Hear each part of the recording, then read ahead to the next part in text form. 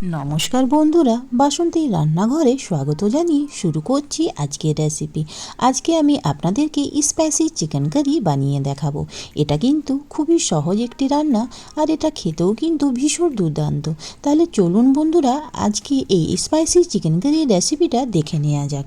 সব থেকে প্রথমে আমি নিয়ে নিয়েছি এখানে বোনলেস চিকেন। বোনলেস চিকেনটাকে আজকে আমি ম্যারিনেট করব না, এখন আমি মশলা তৈরি করে নেব। এখানে আমি নিয়ে নিয়েছি একটি টমেটো, আর নিয়ে নিলাম দুটি কাঁচা লঙ্কা, আর এখানে আমি দিয়ে দেব 5 থেকে 6টি কাজু।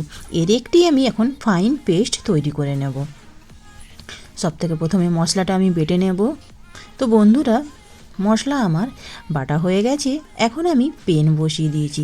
পেনের মধ্যে দিয়ে দিলাম সাদা তেল, 2 চামচ সাদা তেল দিয়ে এখন আমি এর মধ্যে দিয়ে দিলাম দুটি পেঁয়াজকে কুচি করে। পেঁয়াজ কুচিগুলোকে আমি ভালোভাবে ভেজে নেব, একদম লাল লাল করে ভেজে নেব। এর মধ্যে এখন আমি দিয়ে দিলাম 1 চামচ নুন। নুন দিলে পেঁয়াজটা জলদি ভাজা হয়ে যায়। আর এখন এর মধ্যে আমি দিয়ে দিলাম আদা রসুন বাটা। আদা রসুন বাটাটাকে পেঁয়াজের সঙ্গে আমি ভালোভাবে ভেজে নেব। এর মধ্যে আমি দিয়ে দিলাম 1 চামচ, আমি এর মধ্যে দিয়ে দেব গরম মশলা, 1 চামচের মধ্যে লঙ্কা গুঁড়ো দিয়ে দিলাম, 1 চামচের মধ্যে দিয়ে দেব ব্ল্যাক পেপার পাউডার। আর এখন মশলাটাকে আমি ভালোভাবে ভেজে নেব। 5 মিনিট মশলাটাকে আমি ভালোভাবে ভেজে নেব। এখন আমি এর মধ্যে অ্যাড করব 1 চামচ হলুদ দিয়ে মশলাটাকে আমি ভালোভাবে কষে নেব। আর দেখুন বন্ধুরা, মশলাটা আমার সবগুলো মশলার সঙ্গে ভাজা হয়ে গেছে। এখন আমি যে পেস্টটা তৈরি করে রেখেছিলাম সেটাকে এর মধ্যে অ্যাড করলাম। গ্যাসের ফ্লেমটা মিডিয়াম টু লো রেখে সবগুলো মশলাকে আমি ভালোভাবে কষে নেব। গ্যাসের ফ্লেমটা মিডিয়াম টু লো রেখেই সবটা মশলা আমি ভালোভাবে 5 থেকে 10 মিনিট ভালোভাবে ভেজে নেব। দেখুন বন্ধুরা, মশলাটা আমার ভাজা হয়ে গেছে।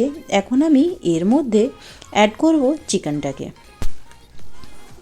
10 মিনিট পরে চিকেনটাকে দিয়ে দিলাম এর মধ্যে।